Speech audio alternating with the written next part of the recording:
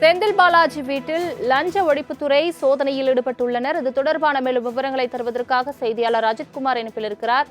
அஜித்குமார், வணக்கம். தற்பொழுது செந்தில் பாலாஜி வீட்டில் லஞ்ச ஒழிப்புத்துறை சோதனையில் ஈடுபட்டிருக்கின்றனர். எந்த காரணத்தின் அடிப்படையில் இந்த சோதனையானது நடைபெற்று வருகிறது? முழு விவரங்கள் என்ன? வணக்கம் சுவாமி.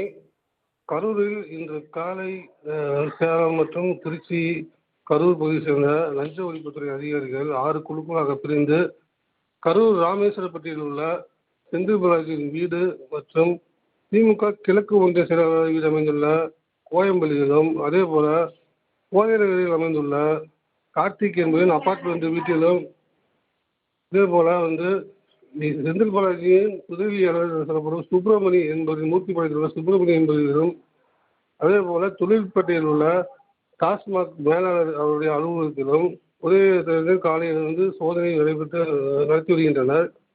இந்த எந்த வழக்கு சம்பந்தமாக இதுவரை தெரியவில்லை. ஏனென்றால் அந்த எம்எல்ஏ தாழக்கு எம்எல்ஏ பேரமைச்சருக்காக செந்தில் பாலாஜியும் ஒரு சகோதரரும் திருவல்லிக்கேணி, சென்னை திருவல்லிக்கேணி காவல் நிலையத்தில் கையெழுத்திட்டு வருகின்றனர். இந்த சூழ்நிலையில் இன்று திடீரென காலையிலிருந்து லஞ்ச ஒழிப்புத்துறை போலீசார் குழுக்களாக பிரிந்து இது எல்லா சோதனை நடத்தி வருகின்றனர். இன்னும் பல்வேறு இடங்களுக்கு சோதனை நடத்த உள்ளதாகவும் தகவல் வருகிறது சுவாமி. தங்களின் முழு விவரங்களுக்கு நன்றி அஜித்குமார்.